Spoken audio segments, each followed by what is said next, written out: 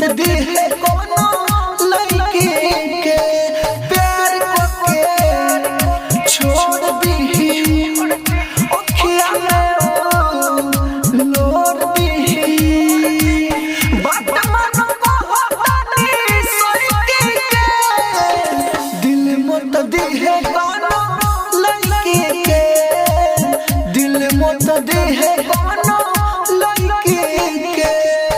राजधानी recording studio बेलबत्तिया।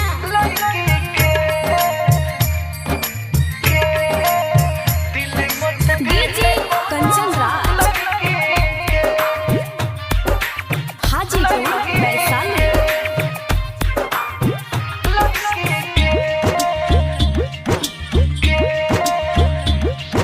प्यारे होला नहीं पूरा हो बाटे नमो अधूरा हो हाँ प्यारे होला नहीं पूरा हो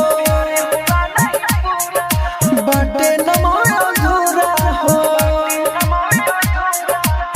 छोड़ दे पुरन के देखे चले नई के दिल मत दे है कोनो लड़की के दिल मत दी है कोनो लड़की के।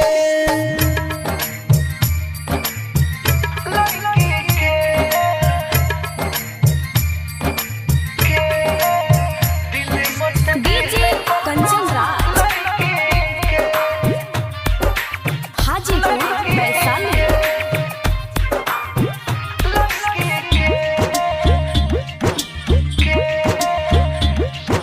कोहेरा राजधानी हो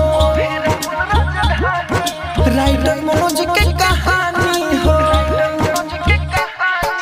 कोहेरा राजधानी हो राइटर मनोज के कहानी हो